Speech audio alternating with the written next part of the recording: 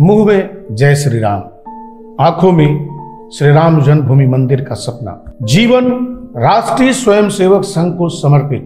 घर पर लिखा रखा राष्ट्रीय स्वयंसेवक संघ का कार्य ईश्वरीय कार्य है। काम सुबह अल सुबह भोर से ही देर शाम तक लोगों से संपर्क करना, जागरूक करना और उनके दुख सुख में काम आना।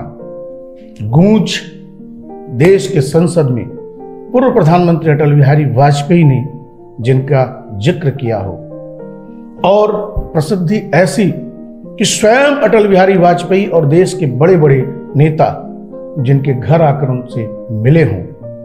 एक ऐसे शख्सियत जिनका नाम एकात्म मानववाद के प्रणेता, भारतीय जनता पार्टी के प्रेरणा स्रोत पंडित दीनदयाल उपाध्याय जी के नाम के साथ जुड़ चुका है, क्योंकि 11 फरवरी 1968 को जब उनका 100 मुगलसराय स्टेशन पर मिला तो इकलौते वो थे जिन्होंने उनके 100 की शिनाख्त की और फूट फूट कर रोने लगे। एक ऐसा अनोखा व्यक्तित्व जो विरले ही मिलते हैं। जी हाँ दोस्तों, देश दुनिया लाइव चैनल के कीर्ति शेष विभूतियां सेगमेंट के दूसरे एपिसोड में हम ऐसे अनोखे शख्सियत जिन्हें श्रद्धेय गुरुवक्स कपाही कहते हैं, उन्हें हम भावभीनी श्रद्धांजलि अर्पित करते हैं। मैं आपका होस्ट डॉक्टर विनय कुमार। दोस्तों, आज गुरुवक्स कपाही के जीवन पर हम लोग बात कर रहे हैं। आप यकीन नहीं मानेंगे, एक ऐसा विलक्षण व्यक्तित्व जो कुछ भी स्वयं के लिए न सोचना, सब कुछ समाज के लिए जो सोचते हो, ऐसे व्यक्तित्व का नाम था कपाही जी। कपाही जी 4:30 बजे भोर में जगते थे और घूम घूम करके स्वयंसेवकों को जगाते, शाखा लगाते और लोगों को प्रेरणा देते थे। राष्ट्रीय स्वयंसेवक संघ में जन्म के बाद जब उन्होंने होश संभाला, तब से ही उनका वास्ता रहा है और वह उनके खून में जैसे समा गया हो। अमृतसर में 1930 में पैदा हुए गुरुवक्स कपाही जी वहीं अमृतसर में ही संघ से जुड़े। प्रत्यक्ष रूप से बचपन में संघ के संस्थापक डॉक्टर किशोरराव बलराम हेडगेवार जी से आपको मार्गदर्शन भी मिला है, लेकिन ज्यादातर सानिध्य द्वितीय सरसंघ चालक गुरु जी का मिला है। आपको गुरु जी के साथ सानिध्य दोनों का लाभ आपको मिला और साथ और सानिध्य के कारण आप संघ में और अधिक सक्रिय होते गए। उसी दरमियान उनकी मुलाकात पंडित दीनदयाल उपाध्याय जी, अटल बिहारी वाजपेयी जी, नाना देशमुख जी और न जाने कितने संघ के महापुरुषों, संघ और बीजेपी में जो आज चर्चित हैं वैसे महापुरुषों के साथ उन्होंने कई सत्याग्रह किए। लेकिन काम के तलाश में 1952 में इनके पिताजी स्वर्गीय रामकिशोर कपाही, इनके बड़े भाई स्वर्गीय चमन कपाही और गुरुवक्स कपाही, ये तीनों लोग यहाँ मुगलसराय में आ गए। किराए के मकान पर रहना शुरू किया। तब 1952 में ये साबुन बनाने की, अपने हाथ से घर में एक साबुन बनाते थे लोग और फिर उस साबुन को लेकर के स्वयं साइकिल से जगह जगह बेचने जाते थे। ये राजघाट और बनारस, इनके भाई मुगलसराय, चंदौली और पिताजी खुद लोकल बाजार में बेचा करते थे। कुछ दिनों तक ये क्रम चला। फिर 1955-56 में आप लोगों ने किराना और प्रोविजन की एक दुकान खोल ली, जो नए रूप में आज भी विद्यमान है। गुरुवक्स कपाही जी की पढ़ाई लिखाई बहुत ज्यादा नहीं थी, केवल 10वीं तक थी, लेकिन उर्दू में उनको महारत हासिल थी। उर्दू इतनी तेज लिखते थे कि कोई हाथ ना पकड़ सके। उर्दू लिखना, उर्दू पढ़ना दोनों में उन्हें काफी महारत थी। जब कपाही जी मुगलसराय आए तो यहां संघ में खूब सक्रिय हुए और बड़ी तेजी से संघ में इनको दायित्व मिलते चला गया। लगभग 1965 के आसपास ये नगर के संघ चालक बन गए इनका काम ऐसा था कि वे घर द्वार छोड़ करके निकल जाते थे 4 बजे भोर में और संघ की शाखाओं को पूरी तरह समर्पित थे। सामान्य वेशभूषा, साइकिल पर खाकी नेकर, सफेद शर्ट, सर पे काली टोपी, जूता मोजा और साइकिल पे डंड रखे रहते थे। घूम घूम के जगाते, जिस मोहल्ले में वो जागरण करते थे उसी मोहल्ले में जाकर के वे शाखा लगाते, फिर वहां 2, 4, 5 घरों में संपर्क करते और फिर अगर इस दरमियान कोई बीमार या कोई किसी परेशानी में होता तो कपाही जी सब कुछ भूल करके उस बीमार का हाल जानना शुरू करते थे। उन्हें अस्पताल ले जाना, उनके इलाज की चिंता करना, या कोई दूसरी परेशानी हो तो कपाही जी सारी परेशानियां भूल करके अब उनकी परेशानी में खुद को झोंक देते थे और तब तक जुटे रहते थे जब तक कि उनकी परेशानी दूर न हो। कपाही जी की यह जो गतिविधि थी लोगों को बहुत अच्छी लगती थी और राष्ट्रीय स्वयंसेवक संघ मुगल सराय में काम भी बढ़ने लगा। फिर वो दिन आया जो काफी राष्ट्रीय स्वयंसेवक संघ और भारतीय जनता पार्टी, तब भारतीय जनसंघ के लिए काफी दुखदायी था, वज्रपात जैसा था। 11 फरवरी 1968 को मुगल सराय के प्लेटफॉर्म नंबर 1 के समीप पंडित दीनदयाल उपाध्याय जी का शव मिला। जीआरपी ने एक लावारिस लाश मानते हुए उसे रख दिया। रेलवे के कुछ कर्मचारियों ने जब खाकी लेकर देखा उनके सामानों में तो वे दौड़कर आए और कपाही जी को इसकी सूचना दिए और कहे कोई आरएसएस वाला लगता है, चलकर देख लीजिए। कपाही जी दौड़े दौड़े गए और जब उन्होंने शव देखा फपक के रो पड़े और बोले ये तो अपने दीनदयाल जी हैं। थाने पहुंचे, जीआरपी थाने में, तो जीआरपी थाने के सामने स्ट्रेचर में उनका शव रखा हुआ था और शव जो है जब हमने देखा और पहचाना तो हमने कहा ये तो पंडित दीनदयाल जी हैं, भारतीय जनसंघ के प्रधान हैं और ये तो बहुत गड़बड़ हो गया है। तो उन्होंने उनको दिखाया घड़ी, तो दीनदयाल जी ने नानाजी देशमुख की घड़ी पहन रखी थी तो उन पर नाम लिखा था नाना जी का। हमने कहा नहीं ये दीनदयाल जी हैं। तब फिर जब दीनदयाल जी हैं तो हमने फिर सबको सूचना दी, तो वहाँ पर जो थाना है उन्होंने सूचना हमको देने नहीं दी। फिर हम जो है जहाँ पर टेलीफोन होता है वहाँ पर गए, तब जाकर सूचना मिली। फिर उन्होंने टेलीफोन से बनारस संघ कार्यालय पर सूचना दिया, फिर वहां से देश भर में सूचना पहुंची। बाद में संघ के द्वितीय सरसंघ चालक गुरुजी, नानाजी देशमुख जी और तमाम लोग आए, उनके शव को यहाँ से ले जाया गया, अंत्येष्टि हुई। उसके बाद दूरदर्शन पर 1 घंटे की पंडित दीनदयाल उपाध्याय जी के जीवन पर एक डॉक्यूमेंट्री फिल्म बनाई। उस फिल्म में वाकायदा कपाही जी से का स्टेटमेंट लिया गया, कपाही जी से पूछा गया।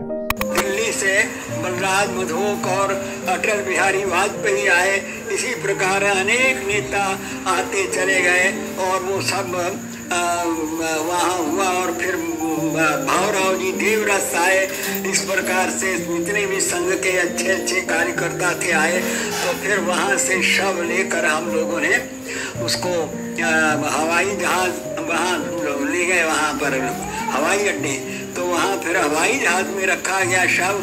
तो फिर भावराव देवरस बहुत ही रो रहे थे, उनसे रखा तो फिर ढारस दिया गया उनको, गुरुजी ने उनको ढारस दिया। तो फिर वो शव जो है वो दिल्ली गया, वहाँ पर ही उनका दाह संस्कार हुआ। उसी दरमियान अटल बिहारी वाजपेयी जी जब चर्चा कर रहे थे संसद में, तो उन्होंने भी इस बात का जिक्र किया कि संघ के नगर संघ चालक गुरुबख्श कपाही जी ने पंडित दीनदयाल उपाध्याय जी के शव की शिनाख्त की। 1969 में एक कार्यक्रम में अटल बिहारी वाजपेयी जी जब यहाँ आए हुए थे तो उन्होंने कपाही जी से मिलने की इच्छा जाहिर की। कार्यकर्ताओं ने व्यवस्था की और अटल जी कपाही जी से मिलने आए, कपाही जी से मिले। गुरुबख्श कपाही जी का एक ऐसा स्वभाव था कि जो उनसे मिलता उनका बनकर रह जाता। परम पूज्य सर संघ चालक जी जब कभी भी मुगलसराय स्टेशन से गुजरते थे तो यह सूचना कपाही जी को होती थी और कपाही जी उनको भोजन कराते थे। कपाही जी ही भोजन ले जाकर के उनको देते थे और यह सिलसिला बहुत दिन तक चला और यह सिलसिला बाद के सरसंघ चालकों पर भी जारी रहा। पर दूसरे तीसरे नंबर के जो सरसंघ चालक थे बाला साहब देवरस जी, उनको भी भोजन कराने, उनसे मिलने जुलने का सिलसिला कपाही जी का बना रहा। पर बाद में रज्जू भैया, सुदर्शन जी और वर्तमान सरसंघ चालक तक उनका देहांत ही हो चुका था। कपाही जी का जीवन अद्भुत रहा और उस अद्भुत जीवन में उन्होंने बहुत कुछ अपने परिवार के लिए नहीं किया, लेकिन 1975 में जब देश में इमरजेंसी लगी तब अपना काम धाम घर द्वार छोड़कर कूद पड़े आंदोलन में, गिरफ्तार कर लिए गए, 2.5 महीने तक जेल में थे और उस 2.5 महीने में उनका सबसे बड़ा बेटा, छोटा था उस समय, सुरेश जी कपाही पढ़ रहे थे, लेकिन पढ़ाई छोड़ करके उन्हें दुकान संभालना पड़ा। 2 और भाई कपाही जी को 3 बेटे 2 बेटियां, सुरेश कपाही, अरुण कपाही, ऋषिकेश कपाही, चंचला और सुषमा। ऋषिकेश कपाही की बचपन में ही देहांत हो गया था। सुरेश कपाही और अरुण कपाही बाद में आगे बढ़े। अभी केवल सुरेश कपाही जीवित है और वही दुकान संभालते हैं जो कभी कपाही जी दुकान संभालते थे। कपाही जी जब दुकान संभालते थे तो आपको मैं एक आश्चर्यजनक बात बताऊं, इनके दुकान पर अचार और मुरब्बे आगे सजा के रखे रहते थे और उन अचार और मुरब्बों की दुकान से कपाही जी स्वयंसेवकों के लिए, जो बाल स्वयंसेवक या जो भी स्वयंसेवक उनके पास जाते, थोड़ा मुरब्बा निकाल करके, थोड़ा बिस्कुट निकाल करके उन्हें खिला दिया करते थे। मुझे स्वयं कपाही जी ने बहुत खिलाया है। कपाही जी 1975 में जेल गए, बाद में उन्हें लोकतंत्र सेनानी का प्रमाण पत्र भी मिला, उन्हें पेंशन भी मिला। राम मंदिर के आंदोलन में, चूंकि राम मंदिर विश्व हिंदू परिषद संघ का प्रमुख आंदोलन था, इसलिए पुलिस वालों की नजर सबसे अधिक कपाही जी पर थी, क्योंकि कपाही जी नगर के संघ चालक थे। इसलिए कपाही जी के पीछे पुलिस वाले लगा दिए गए थे और जिधर कपाही जी जाते थे उधर पुलिस वाले इनका पीछा करते थे। बाद में कपाही जी एक बैठक से लौट रहे थे, तभी उनको गिरफ्तार कर लिया गया और कुछ दिन नजरबंद किया गया, फिर कुछ दिन जेल भेजा गया। लगभग 1 हफ्ता तक ये नजरबंद और जेल दोनों मिला के रहे। उन पर मुकदमा भी हुआ। जब भाजपा सरकार आई तो उनके मुकदमे वापस लिए गए। गुरुवत्स कपाही से जुड़े हुए तमाम तरह के किस्से हैं। एक 6 फुट का लंबा चौड़ा व्यक्ति, खूब तेज बोलते थे और जिनसे मिलते थे उन्हें झकझोर कर रख देते थे। उन्हें लगता था कि केवल अपने लिए जीना, केवल अपने लिए परिवार के लिए कमाना, केवल अपने परिवार की चिंता करना जीवन का उद्देश्य नहीं होना चाहिए। 1 मिनट के मिलने में कपाही जी हर किसी को यह सीख दे जाते थे। और इतना ही नहीं, जिन्हें वो बेहद पसंद करते थे, बेहद स्नेह करते थे, उनके पीठ पर जोरदार 3 थपाक रखते थे, 1 2 3, और कहते थे मेरा थपाक जो सह लेगा वो स्वयंसेवक है। कपाही जी नियमित योग करते थे और बीमारी कोई भी उनसे लगभग दूर ही रहती थी। लोगों को योग की सीख देते रहते थे। कपाही जी भोजन के भी अच्छे शौकीन थे, खूब प्रवास करते थे, स्वयंसेवकों के घर भोजन भी करते थे, उनकी चिंता भी करते थे। मैं बचपन में एक छोटा सा संस्मरण सुनाता हूं खुद का। मैं छोटा था, कपाही जी हमारे बस्ती में प्राइमरी स्कूल में संघ की शाखा लगाए थे। रविवार का दिन था और शाखा के बाद उन्होंने घुघरी और हलवा खिलाया। हमें बुलाया कपाही जी, उन्होंने कहा रोज आओ। हमें लगा यार ये तो बहुत अच्छे लोग हैं, खिलाते भी हैं और खिलाते भी हैं। हम जुड़ गए। कपाही जी अंत तक जुड़े रहे। जिस घर में जाते थे उस घर के एक एक सदस्यों की हिसाब करते थे, पूछते थे वो कहाँ है, वो कहाँ है, वो कहाँ है। अगर कोई नहीं मिलता था तो वे उनके बारे में पूछते थे। कहाँ मिलते हैं अब ऐसे लोग जो स्वयं से ऊपर उठकर कहीं दूसरे के घर जाते हैं, उनकी पूरी चिंता करते हैं, उनके सुख में स्वयं का सुख देखते हैं, उनके दुख में द्रवित हो जाते हैं और रोने तक लगते हैं। ऐसे महापुरुष गुरुबख्श कपाही जी का देखिए कितना बड़ा संजोग है, जो जीवन भर राम मंदिर के लिए तरसते रहे।